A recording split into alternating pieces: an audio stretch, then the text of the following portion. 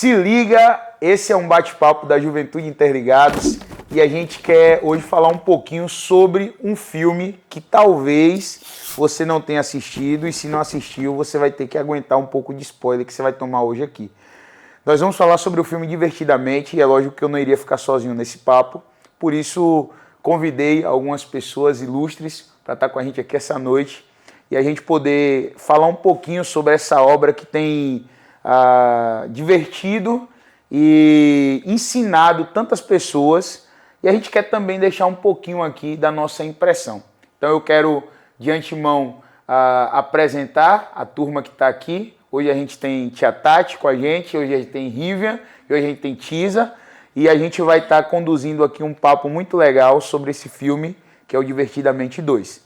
Então, para começar, eu quero assim perguntar o que vocês acharam do filme Divertidamente 2. Qual é a impressão, qual é a sensação de vocês quando saíram de lá do cinema? Eu acabei de assistir. É um filme encantador, porque ele traz de forma muito simples um movimento que é muito comum na vida da gente, né? Dentro dessa história do adolescer mesmo.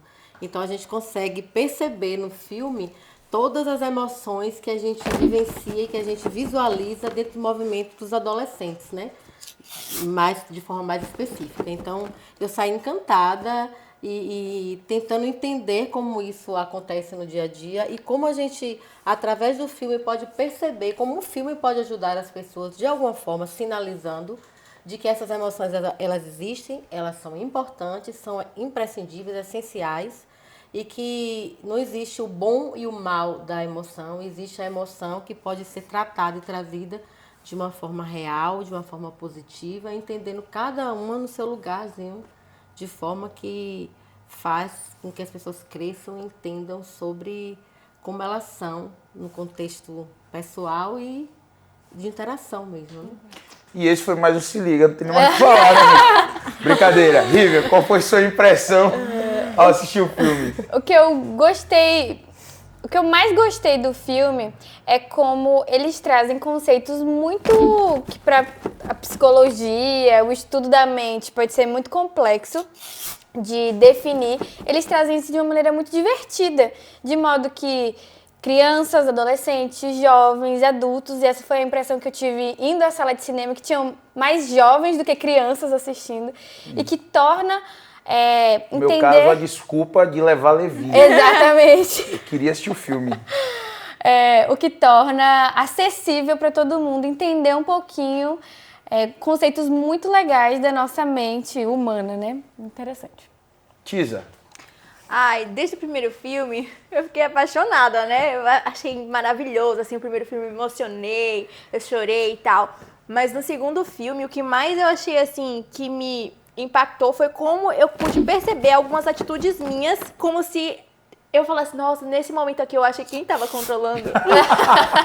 Tava me controlando ali, era a raiva, talvez a ansiedade aqui. Então, eu fiquei impressionada como esse filme pôde me fazer me enxergar em certas situações, me fazer assim, nossa, talvez era isso que estava acontecendo na minha mente naquele dia. Uhum. E assim, entender como eu poderia ter reagido melhor a certas situações. Como eu poderia falar assim, calma ansiedade, eu acho que não é a sua hora agora, calma raiva. Mas eu achei muito interessante por isso. Eu acho que isso é uma reação que todo mundo tem. Depois que a gente assistiu o filme da primeira vez, né? Pra mim o primeiro inclusive é melhor que o segundo, apesar do segundo ser um filmão.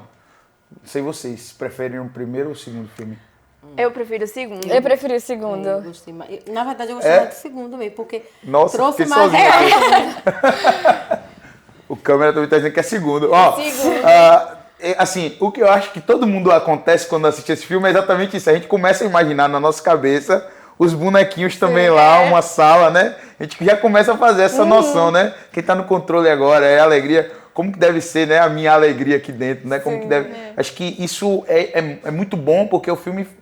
Vocês falaram, ele consegue ser didático, ele traz pra gente esse aprendizado, essa consciência das nossas emoções, né, e de como ela funciona, como elas estão aqui agindo na nossa cabeça. Mas vamos pensar o seguinte, eu penso que no primeiro filme a gente tem ali um trabalhar da infância e a presença da tristeza como parte necessária na vida da Riley. Portanto, eu vejo um filme como um aprendizado ali de lidar com a frustração e da tristeza como parte da vida. Nesse segundo filme, qual é, para vocês, o tema central? Para vocês, assim, o que é que vocês acharam que fica como lição principal nesse segundo filme, nesse Divertidamente 2? Quem começa? Quem começa? Pode começar, Rita. Eu acho que a lição principal que não traz no primeiro, e que, além da expectativa da gente conhecer essa nova emoção, que é a ansiedade, que estava todo mundo, meu Deus, sabemos que ela vai estar lá, como que ela vai ser, como é que ela vai agir, será que vai ter uma crise no meio do filme, será que não? Acho que, além disso, de conhecer a personagem ansiedade e a forma como ela é representada ali, o que eu acho que muito enriquecedor que o segundo filme traz, que não tem no primeiro, é essas primeiras consciências de si mesmo, né? Esse processo da identidade já no final da sua formação e naquela cena lá onde cada emoção bate na cordinha e ecoa uma frase. Eu acho isso muito interessante, de que nesse momento da vida da Riley, ela precisa ter mais convicções sobre si mesma, que já no primeiro não tem tanto, né? Acho que esse é um fator que me chama muita atenção. Eu pensei em duas coisas, né? A questão da conscientização e de simplificar. Eu achei que eles trouxeram de forma fantástica, simplificar as emoções para você ter consciência delas. Então, assim, quando ele traz tudo isso, né, de uma forma assim fantástica, eu acho que ele faz a gente pensar, faz as pessoas pensarem e tentar, como as meninas falaram, entender esse processo. Agora, não sei se é porque eu fiquei muito focada dentro do processo, talvez porque a minha vivência hoje, né, até dentro de alguns locais que eu esteja, tem muito a ver com adolescente. Então, eu fiquei muito focada nesse processo, né, e consegui enxergar algumas coisas com relação, por exemplo, o que me chamou muita atenção foi o processo da ansiedade, né? A figura da ansiedade me chama muita atenção, porque é exatamente o movimento humano que tem que a gente aponta dentro da condição emocional, né? As pessoas estão extremamente ansiosas, né? As pessoas, isso é gritante hoje, o processo de ansiedade, como as doenças psíquicas, emocionais tem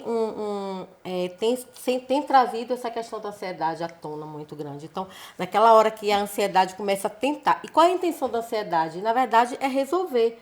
Ela quer ser resolutiva, ela não é má. Ela quer dar o melhor futuro, que é exatamente essa condição do excesso de futuro que a ansiedade traz. Então, ela quer, né, focar nesse... Eu preciso organizar para que ela não sofra lá na frente. Eu preciso ajudar para que ela não sofra lá na frente. Então, eu preciso arrumar aqui. Precisa ter um plano, eu preciso arrumar tudo. E eu estou fazendo isso para o bem dela. E é exatamente isso que, às vezes, as pessoas trazem. Quando eu estou planejando e quando a ansiedade é funcional, né, e toma o espaço e toma o controle, ela aparentemente mostra ser alguém que está fazendo, que está querendo alguma condição que está querendo fazer o bem, né? Então, é muito difícil brigar com isso, pela questão lógica, né? Então, é uma coisa que me chamou muita atenção, quando, na verdade, a alegria retoma, né, o controle ali, de alguma forma, e mostra que tudo ali é importante, né? Uma outra coisa que me chamou muita atenção foi quando a tristeza, ela, em algum momento do filme, ela fala, agora você precisa sentir. Então, você deixa ela chorar, né? Vá lá e assuma. Porque é importante chorar. Então, essa coisa é importante sentir. Que é um aprendizado que a Alegria teve do primeiro filme, Exatamente. né? Tipo assim, vem tristeza, você também tem espaço aqui sentir nessa tudo, pessoa, né? Tem hora para sentir tudo, porque tudo isso faz parte da condição humana. E assim, a gente liga, inclusive, até essa questão da cultura que a gente vive hoje, que é uma cultura muito positiva. Então, assim, a gente tem, por exemplo, a questão da positividade que a Alegria tenta trazer e a ausência dessa tristeza. Se a gente pensar hoje, a nossa sociedade com essa ideia de positividade, com essa necessidade de você estar bem o tempo todo, né, e de anulação, das vezes, do que você sente, isso tem causado um efeito meio que de supressão e aquilo vai sendo acumulado, né? Aquilo vai sendo guardado ao ponto das pessoas terem crises e depois as coisas ficarem bem descontroladas. Talvez é o que o filme mostra quando explode, que vem à tona tudo aquilo ali que havia sido guardado, que havia sido, de certa forma, escondido, né? A ansiedade rouba a cena. Ela chega com as malinhas dela, ela chega controlando tudo, a alegria é colocada de lado, naquele momento, na puberdade, na adolescência, a ansiedade reina, né? Os adolescentes estão ansiosos. Aí eu fico com a dúvida, ansiedade não tinha na criança? Criança não tem ansiedade? Tem ansiedade. Eu acho que aí foi o recorte do filme, na verdade, né? O que eles quiseram, talvez, naquele momento, não sei, né? Mas o que eles quiseram apontar. Porque, assim, uma coisa que na infância a gente observa que é muito forte é a questão da frustração mesmo, que foi o que eles trouxeram muito no primeiro filme. Né? Então, é muito forte mesmo essa questão do não, do sim, na questão da formação da personalidade humana mesmo, e nesse momento da infância. É muito forte essa questão do sim e do não para a criança, que é determinante, né, muitas coisas. E eu acho que quando fala de ela cresceu, vamos ver o que é que vem aí no adulto, né? Sim. Mas quando ela cresce, o que impera é a questão, eu creio, né? Não sei se é uma leitura minha, é a questão da ansiedade, né? O que impera no movimento adolescente é a questão da ansiedade mesmo, né? Das descobertas mesmo, né?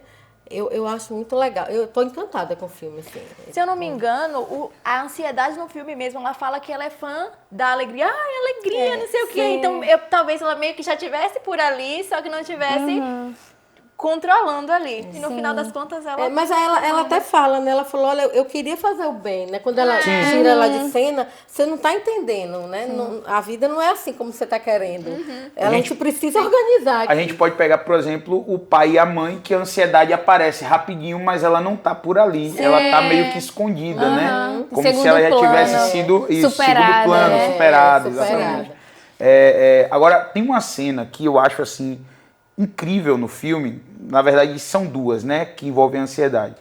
Mas tem uma cena que eu achei incrível, que é exatamente quando a Riley vai tentar dormir e a ansiedade não quer deixá-la dormir. Sim. E aquela cena, ela mostra ali a cabeça dela criando possibilidades de futuro e ela ali num processo de desespero sem conseguir dormir, porque ela está pensando em todos os futuros possíveis. A ansiedade, ela faz isso. Ela na tentativa de querer criar ou projetar um futuro confortável, ela nos aflige no presente. Ela deixa a gente desesperado no presente. O Charles Spurgeon, ele tinha uma frase que ele dizia que a ansiedade, ela não consegue alterar em nada o futuro. O que ela consegue fazer é deixar o nosso presente terrível, deixar afligir o nosso presente, tirar a paz do nosso presente, né? E aquela cena, na hora que ela está querendo dormir, é muito interessante, porque a ansiedade não quer deixar ela dormir, porque ela precisa pensar no futuro. E aí quando a alegria chega, né, as emoções chegam e falam, não, vamos dar aqui uma ideia de futuro mais tranquila, né, para que ela possa dormir. Aquilo ali faz com que a gente perceba os perigos que a ansiedade pode trazer para a gente na nossa construção ou projeto de vida, né? Quais seriam, então, esses riscos da ansiedade? Porque, se a gente parar para pensar, a ansiedade está no controle. E eu acho que isso já é o inicial problema. A ansiedade está no controle das nossas emoções, talvez já é um descontrole aí que vai ser gerado. Acredito que, antes da gente partir para esse ponto, entender qual é a função das emoções no nosso corpo. Por que a gente tem? Por que a gente sente alegria, tristeza? Por que a gente sente medo? Por que a gente sente ansiedade? A ansiedade é 100% ruim? Pelo contrário, né? Todas as emoções dentro do nosso corpo, o Senhor colocou aqui como uma função. Ela tem um propósito. Então, se a gente imaginar o ser humano de muitos anos atrás, ele precisava ter um pouquinho de preocupação com o que iria acontecer com ele para que ele pudesse sobreviver. Então, a ansiedade, né, agora citada, ela tem uma função cognitiva, ela tem uma função de proteção do ser humano, né? Assim como o medo, ele é um sistema de alerta que, assim, olha, você precisa estar atento porque se o perigo vier, você precisa ter um plano de escape, né? Então, a ansiedade, ela é necessária. Quando que ela se torna patológica? É quando essa ansiedade já não tem uma razão como posso explicar? Uma razão... Eu acho que é quando ela se torna limitante. Pronto. Quando ela te limita de alguma forma e quando ela assume o controle. Exatamente. Então isso aí é que não pode acontecer. Então não é mais uma reação espontânea do nosso corpo, como ação e reação. Tem um perigo real, meu corpo reage a esse perigo. Ela se torna patológica quando esse perigo nem é real, nem existe, nem é palpável, nem é tangível, mas ela já assume o controle e já faz a gente projetar inúmeros fins catastróficos. Por isso que na Terra da Imaginação, que era o momento ali dos sonhos criativos e bons, acontece todo o desenho de todas as coisas que poderiam acontecer de errado. E às vezes, eu estava conversando isso, a gente fala assim, nossa, isso pode acontecer de errado, isso pode acontecer de errado.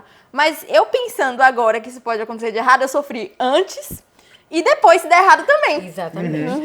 Ou eu poderia não sofrer agora, pensando que não vai dar errado, e se der errado, tudo bem. Tem uma continha que é bem boba, assim, que eu falo, mas é mais ou menos isso, né? Isso não chega a ser terapêutico, não, porque é bem informal. Mas eu falo assim, a gente vai ter uma realidade. Então, assim, essa realidade, ela vai te dar 100 pontos. No final, você vai ter 100. Se você agora começa a sofrer por isso, você vai sofrer 50. E lá na hora, você vai sofrer 100. Então, no final, você vai sofrer 150. Então, você está sofrendo mais do que necessariamente deveria, digamos assim. Mas, assim, quando eu penso no filme, o nome do filme, eu achei ele, assim, ilusitado mesmo, né? Por que escolheram exatamente esse nome, né? Porque Divertidamente. A primeira vez que eu vi, lá no primeiro filme, eu antes de ler, entender o significado de que eles iam trazer com relação à emoção, eu não imaginei que o filme era para falar disso. Então, eu acho que esse nome, ele traz para a gente uma ideia interessante, inteligente do fenômeno da condição humana, né? A gente precisa entender que nós estamos aqui para nos divertirmos. E que essas emoções todas que existem, elas não devem, nenhuma delas assumir o controle. Elas estão ali para trabalharem juntas. Porque quando algum assume o controle, até a aparente emoção positiva, que, por exemplo, quando a gente fala de alegria, ou quando a gente fala, por exemplo, de algumas que nem apareceram aí, mas quando a gente fala, por exemplo, de afeto, né, e outras coisas mais, amor, e por aí vai, e quando a gente fala disso, qualquer coisa em excesso, ela pode ser tóxica e quando ela assume o controle da mente da gente, né, ela também pode não ser bom. Então, eu acho que essa coisa de não assumir o controle, de que esse controle não seja assumido, assim, né, porque se a alegria assume o controle, imagine, a gente viu, né, uma tragédiazinha ali anunciada no 1, né? Aí se a ansiedade assumir o controle, a gente vê, então, eu acho que qualquer emoção dessas, quando assume efetivamente o controle e descarta as outras, ela não vai ser positiva. Todo né, extremo é para o perigoso, comportamento né? humano. Então, eu acho que é aquele abraço ali no final, né? Tipo, vamos aqui todo mundo junto. E ela se autorregula na hora que todo mundo se abraça ali, né? Que seria o equilíbrio, Isso, né? ela se autorregula, ela respira e ela vai, né? Então, esse é um achei muito ponto. legal. Se a gente pensar, as emoções, elas por si só não são... Ruins. não pode ser definida como ruim ou como pecado. Né? Por exemplo, não andem ansiosos, que é uma palavra de Cristo aos seus discípulos, como um chamado a não estar ansioso. Mas essa ideia do não ande ansioso, contudo, você tem ansiedade para que o reino de Deus se estabeleça. Então, não é não ter ansiedade, mas como vocês falaram, ter uma ansiedade descontrolada ou fora daquilo que deveria realmente ser, no seu sentido normal. Mas para a gente poder puxar aqui, tentar trazer aqui um ponto importante do filme, que eu penso que é a questão identitária. Se a gente parar para pensar, a identidade da Riley no começo do filme, que foi ali forjada pela alegria, naquela lógica infantil, eu sou uma pessoa legal. É uma coisa muito simples, primária, de certa forma, que a gente percebe que foi formada por um esquecimento, uma anulação de outras memórias. A ansiedade sozinha também forma uma identidade simplória, mais negativa. Não sou boa o bastante. No filme, a gente percebe que a identidade ela é um emaranhado de emoções e de afirmações. E aí eu acho que esse é um ponto que o filme traz como elemento importante, que é o ponto da ansiedade não, da identidade. Trazendo essa questão da identidade para o adolescente, o que é que vocês poderiam assim, trazer de forma muito breve, como o que o filme traz e que a gente pode também colocar como ponto importante? No início do filme, a ansiedade, uma das primeiras coisas que ela faz quando ela chega é reprimir as emoções. Tanto que o Mary fica, somos emoções reprimidas. Então, assim, a nova identidade da Riley não tinha alegria, nem medo, nem tristeza, nem nojinho e nem raiva. Eles foram excluídos. A nova identidade dela foi baseada basicamente na ansiedade, no tédio. No tédio é ótimo. Bem característico mesmo. No tédio, que a gente observa muito, e na inveja. Assim, no querer ser, no querer ter igual, no querer copiar. E isso, a gente vê que realmente é o que acontece quando a gente começa a ficar adolescente, né? A gente começa a querer copiar tal pessoa, a gente começa a querer ter tal cabelo, a gente começa a querer saber do futuro, que curso que eu vou fazer, o que eu vou fazer da vida. Então, começa tudo a ser chato, brincadeira não é mais legal, gincana não é mais legal. Então, assim, a base da identidade de Riley começa a ser essa. Entediada, ansiosa e invejosa. Envergonhada. Envergonhada, vergonha mesmo. Sim. Vergonha de tudo, não quer mais sair com os pais. E é isso. Acho que algo que acaba impactando esse processo de formação da identidade na adolescência é agora o pensamento do outro a meu respeito.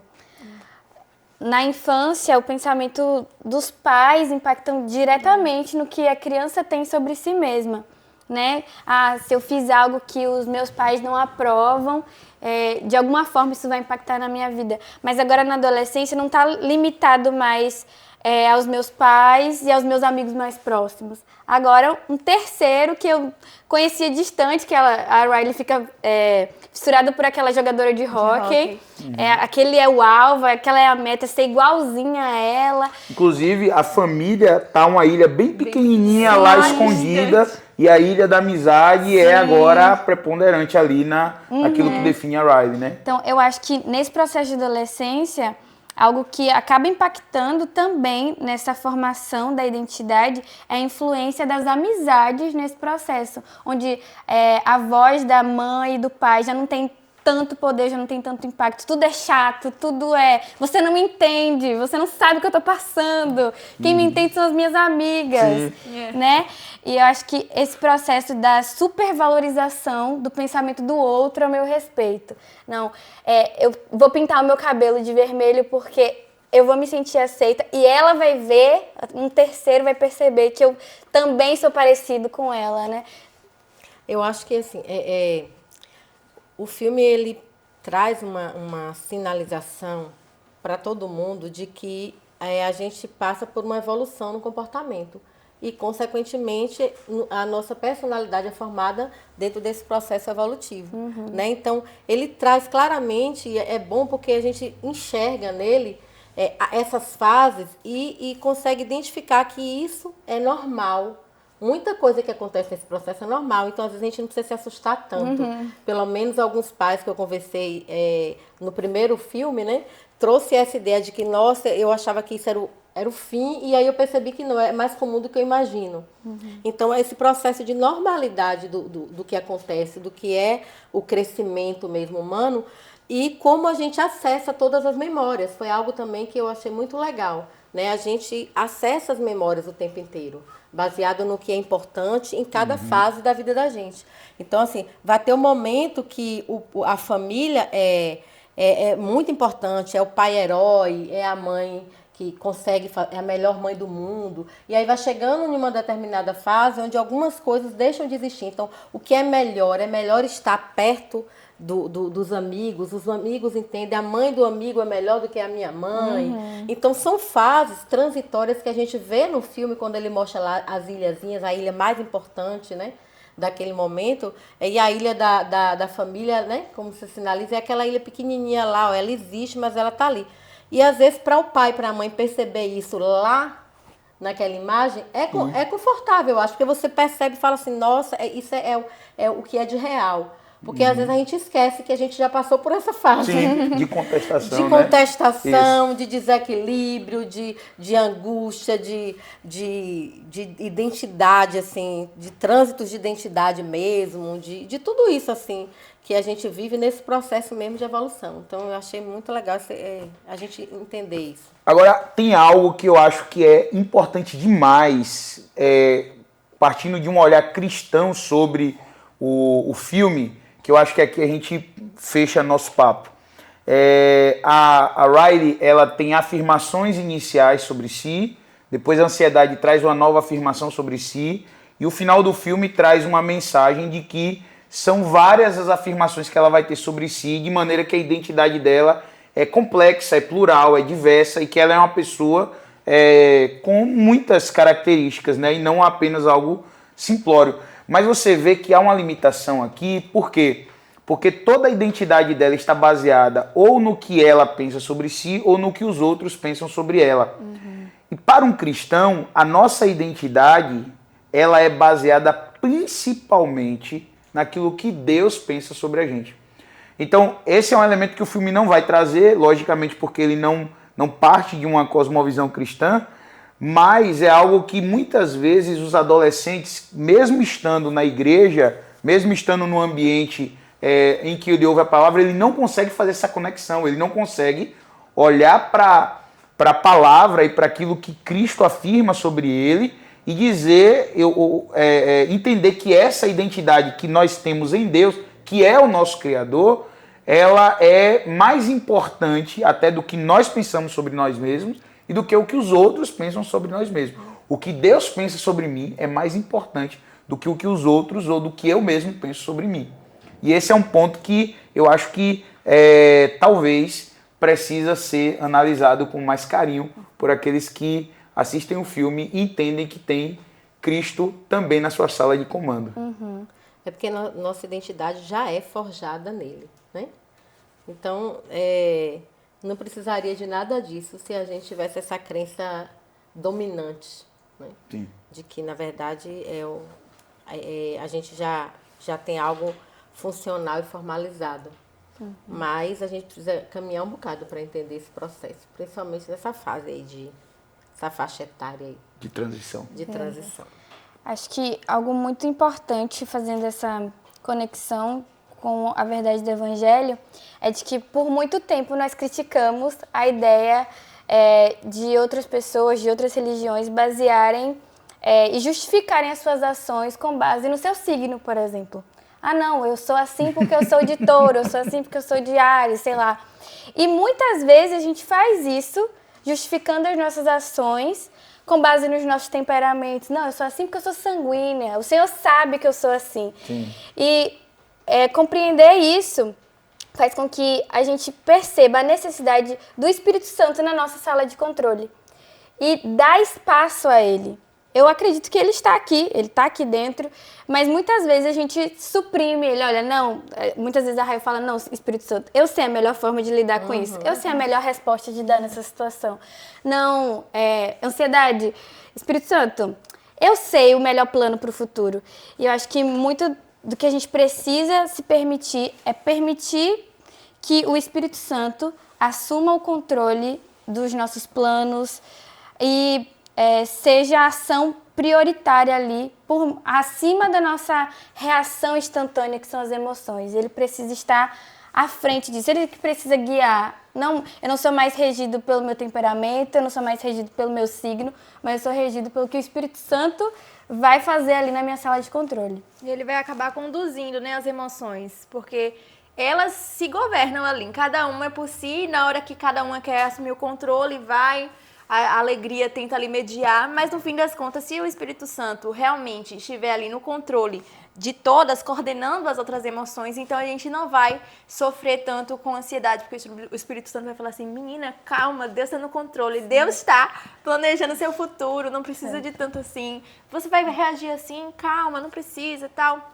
Então, se o Espírito Santo coordena as emoções antes delas assumirem o controle da nossa cabine de comando, então ficaria mais fácil até da gente reagir e viver até, né? Bom, a gente vai chegar ao fim do nosso papo. eu quero dar uma dica que no final do filme, para mim, ficou muito evidente. No fim do filme, há uma cena em que a Riley está chamando a alegria. Você vê os pozinhos assim puxando ela para que ela possa assumir o controle logo após uma crise de ansiedade que, nossa, eu chorei. Eu também. Foi muito incrível. Mas eu quero terminar assim, sabe, no final do filme, a Riley, ela chama a alegria para assumir o controle ali, naquele momento, né, do seu ser. E eu acho que talvez isso tenha faltado para muitos, que é entregar, de certa forma, o controle, não à alegria, mas ao Espírito Santo, para poder conduzir nossa vida. Então acho que esse é talvez um olhar meu e uma recomendação para você que é um cristão, é que talvez você tenha chamado muito as emoções para conduzir tua vida, mas você pode e precisa e deve chamar o Espírito Santo para que ele possa conduzir você. Acho que esse é um ponto que a gente pode trazer para encerrar o nosso papo. Então é isso, galera. Esse foi o nosso Se Liga, um bate-papo da Juventude Interligados. E eu quero muito que você possa ser abençoado com esse papo, que você faça isso, que as suas divertidas mentes aí, que as suas emoções possam ser conduzidas pelo Espírito. Deus abençoe vocês, tamo junto e fica com Deus. Amém.